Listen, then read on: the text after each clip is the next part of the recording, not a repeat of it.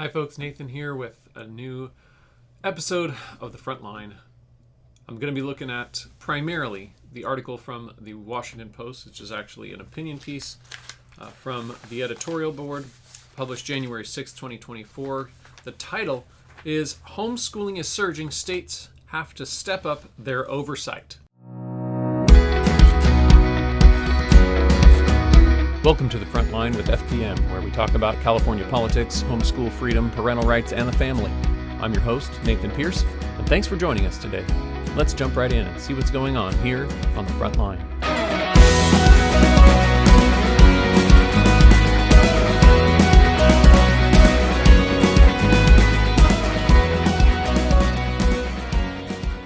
All right, so this article from the Washington Post titled "Homeschooling is Surging, States Have to Step Up Their Oversight" is an editorial.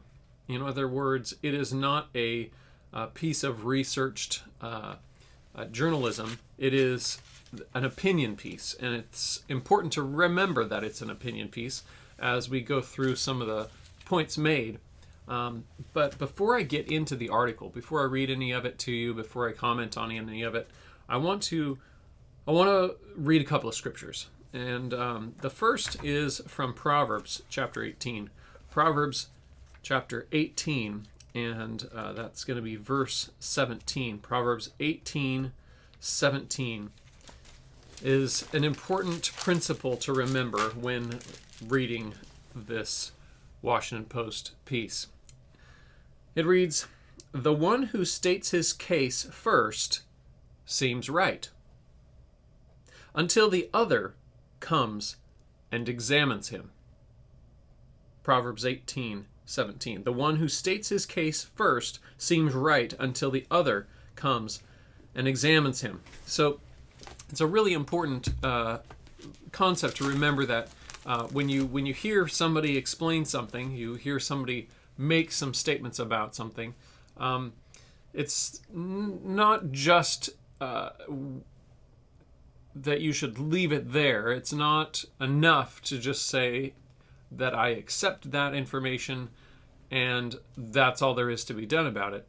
We need to pursue further, to ask questions, to examine, or to challenge and to ask questions sort of around the topic to make sure that what has been laid out, what has been presented, is not just accurate, but fully explained. And so we're going to be looking at that a little bit, but I want to point out, too, that when we look at this Washington Post article, this is laying out one specific perspective, and we need to take that as it is, which is one perspective, and it is right to be challenging it, asking questions, sort of looking at it from different angles, and making sure that we're asking additional questions to try to get more clarification. We can't get a lot of clarification if there's not more data. Obviously, we are limited to what's here in this article as far as the Washington Post's perspective, in addition to everything else that the Washington Post has published, which is quite extensive on this topic.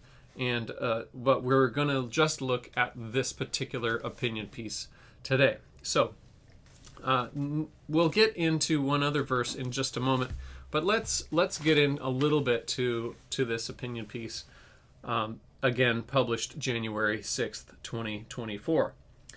So the early portion of this article goes in a little bit to how homeschooling grew during the COVID crisis, the shutdown of schools and parents pulling their children out, the increase in numbers, some ideas of how some of homeschooling perhaps changed through that. And then ultimately, about almost halfway through the article, we get into some of the kind of vague generalizations that are made by the Post in this article. Now remember that there have been a lot of previous articles detailing some various stories from people that have maybe different associations with homeschooling, But this piece is just sort of a general opinion piece from the Post editorial staff. So let's just read a portion. There's a statement made in the article. It says, "The science on homeschooling has always been iffy." Now, that's a pretty extreme statement to be making. The science on homeschooling has always been iffy. First of all, it's very general. Again, we pointed that out before, that a lot of this article is very general and vague. But it's also sort of a slap in the face here in this particular case to a lot of great researchers around the world that have worked extensively on research, scientific research on the homeschool question. And so for the Washington Post to say that it's always been iffy, that's a pretty extreme generalization, and it's a slap in the face to all those researchers that have put so much time and effort and energy into the research that's been done on homeschooling, and they're sort of just throwing all of that work out the window. All the work that's been done and published in academic journals over the years, all that's out because the science is iffy, according to the Washington Post. So I would call this a baseless claim, one that is very uninformed, and one that is rather insulting to a lot of people, a lot of PhDs out there that have worked extremely hard on research on homeschooling, along with other education research. So let's go to another comment that's in here. There's a comment made. It says, "Where there's no oversight, there's no guarantee that children will learn skills considered foundational in public education and essential to adult life." So what they're saying here is, where there's no oversight, if there is a scenario where there's no oversight of education, they're talking about homeschooling here, where there's no oversight, where there's, in other words, there's no government person looking over it and making sure that what's happening is what the government wants to happen, because this is the context of government oversight. That's what they're talking about here. Where there's no oversight, there's no guarantee. So that's, they're not making sure that it's happening. The government, because the government makes this stuff happen. The government is the one that guarantees that children learn skills. So where there is no oversight, there's no guarantee that children will learn skills considered foundational in public education and essential to adult life. Now, one issue here is that they're claiming that the standard here for what is essential to adult life, the standard is public education. That's the standard. But they're also stating that when there's no oversight, there's no guarantee that the kids will learn these skills that is that meet up with this standard of public education. But then this sort of begs the question: what are they inferring here? They're inferring that when there is oversight, or when they have public education, for example, because that sets the standard, they are able to ensure, they are able to guarantee, using their word, that the kids will learn the skills considered foundational.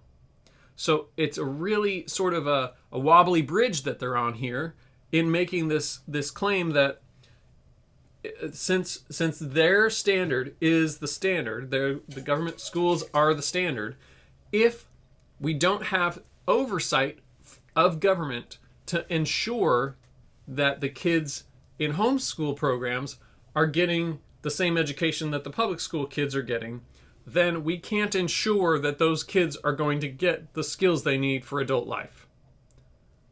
So a couple of pretty major misses in terms of making sure that the standards are correct here. The one standard being what's our standard for education, and who decides what the essential skills are for adult life, and then the guarantee, the ability of the government to guarantee that children will learn skills for adult life.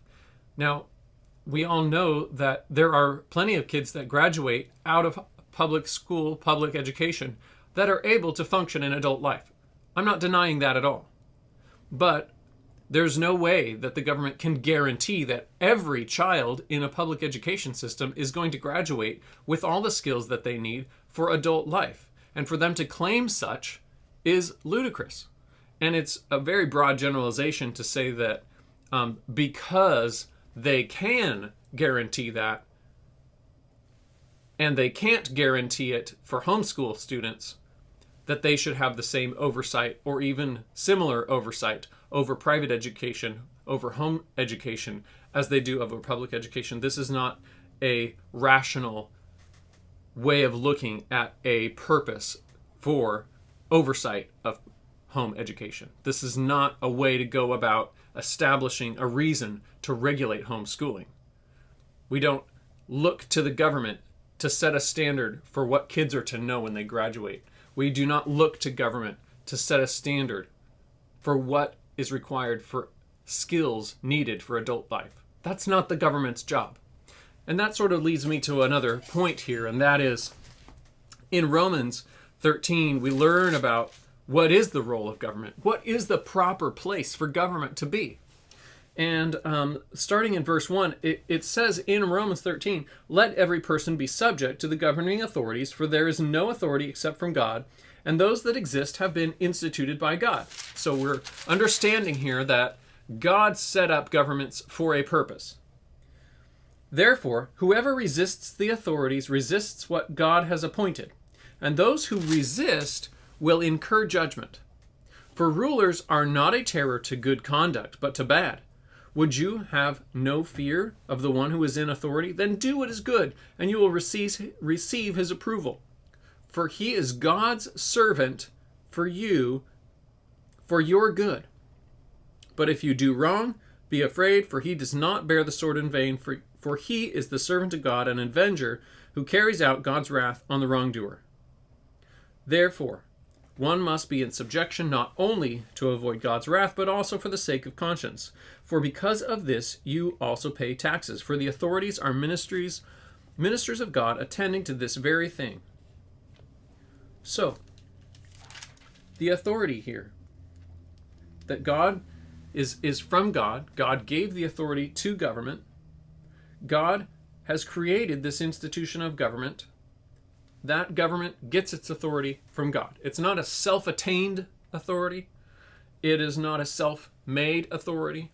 It is an authority that comes from God. So that's the first principle here. The second principle here is in 1 Peter. In 1 Peter, we read about government as well, and the purpose of government is listed here. This is 1 Peter 2:14. We'll start in verse 13. 1 Peter 2, verse 13. "Be subject for the Lord's sake to every human institution, whether it be to the emperor as supreme or to governors as sent by him to punish those who do evil and to praise those who do good." So, he's saying that the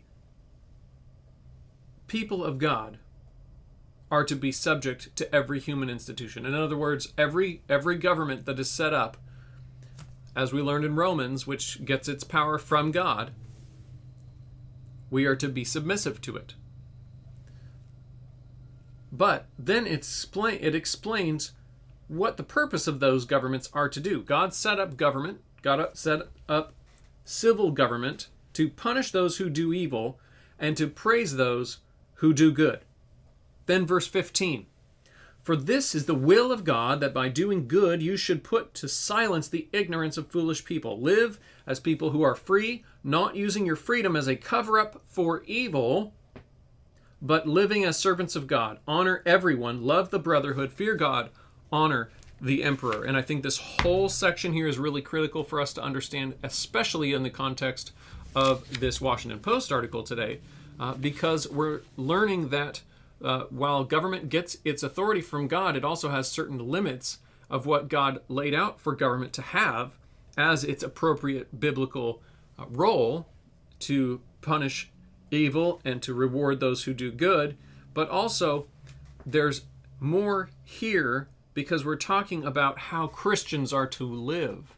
Christians are to live in submission to that authority, but they're also to live in submission to God, doing what is right.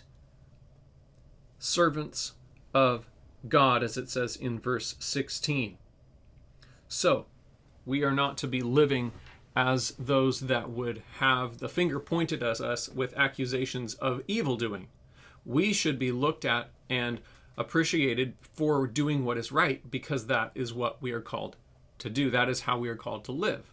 So, back to our article. We're going to look at a few more generalizations here, just to sort of help you see. I struggled a little with this article. I struggled a lot with just being frustrated with the baseless accusations, the broad sweeping generalizations that are listed here in this article. Some vague references to abuse being connected with homeschooling, not acceptable levels of instruction, kids not being prepared, or not being the homeschoolers not being held accountable to a high standard, not being prepared for adult life. These kind of vague generalizations are very difficult to hear.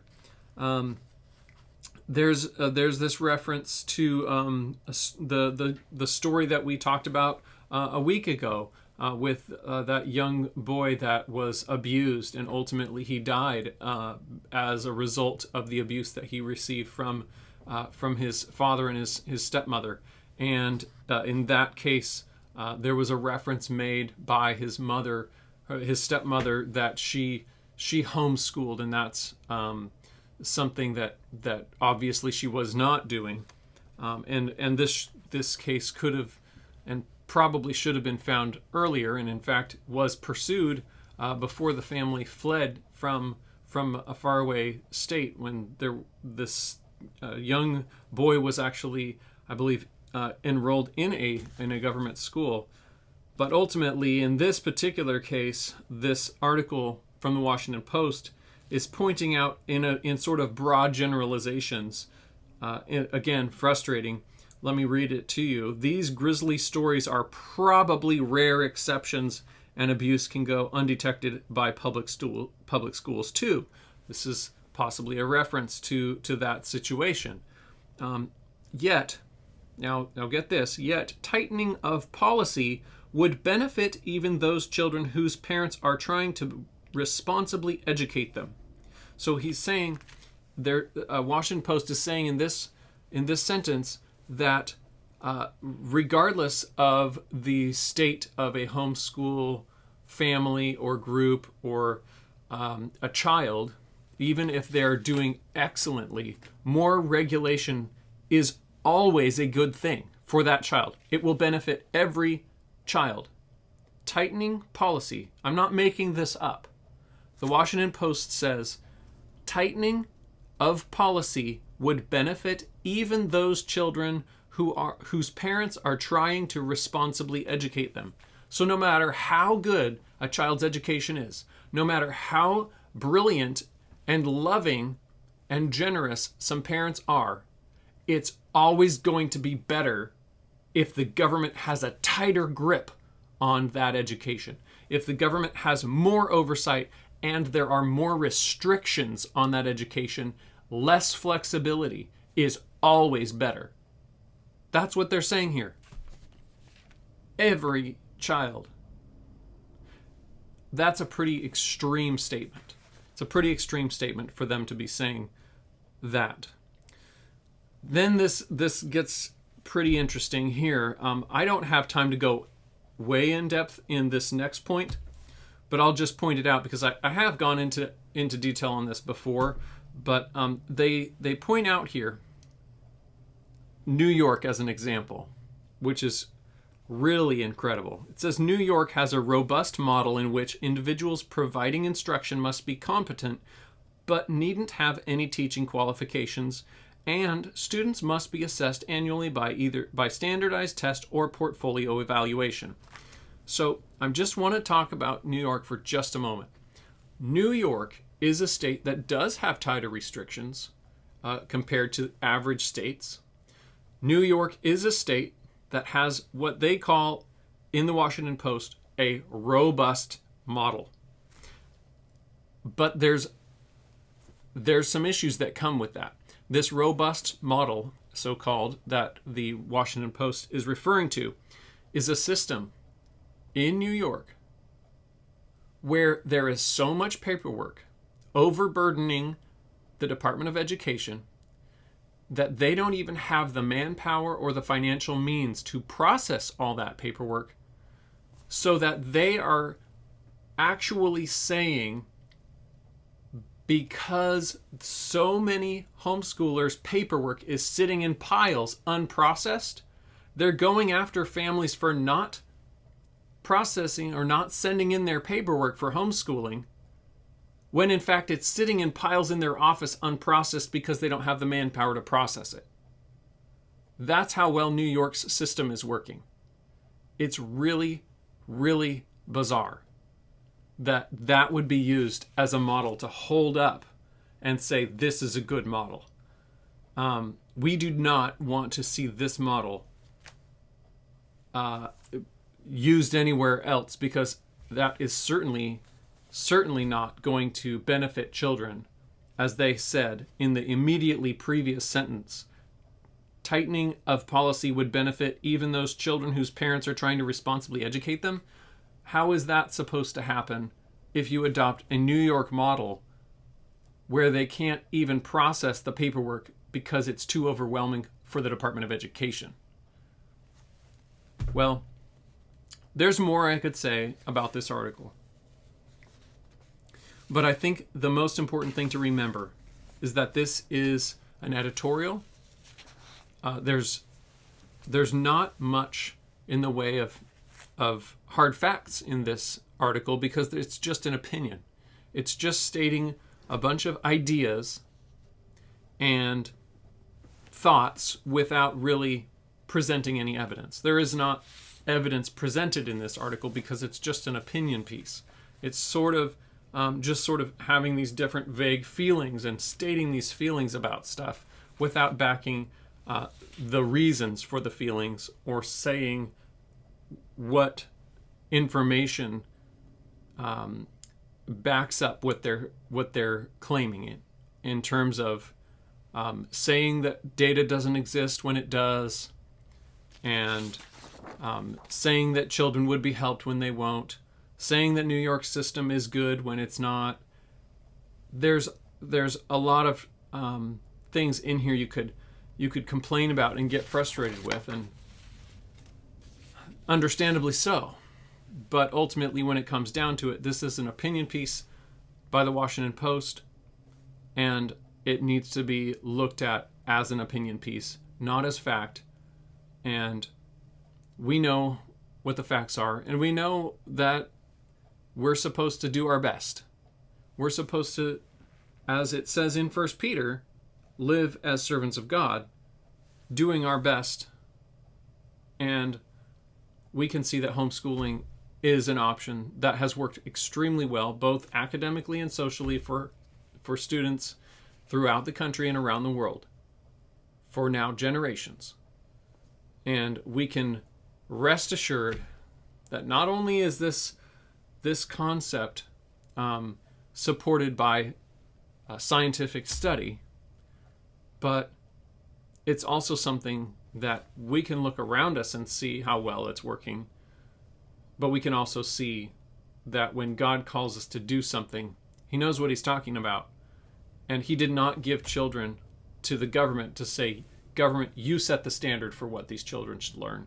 Government, you set the standard for what is appropriate life skills for these children to be required to learn. And we should not look to government for all of these answers. We don't need that, and that is not the appropriate role of government. So with all that, hopefully that this article will not stir up lots of people to do what the article is calling for, which is step up oversight. But we do need to be aware that that is what it's calling people to do. That is the cry of this article and many others, so that we can have more. We need to be gearing up for whatever comes as a result of this type of article. And we need to make sure that we, in our own minds, are preparing for doing what's right in response to perhaps the state stepping up their oversight and being ready to fight those battles when they come. Thanks for joining us for this episode of The Frontline with FPM. For more information about the topics we discuss here, check out Family Protection Ministries at fpmca.org and subscribe to our channel.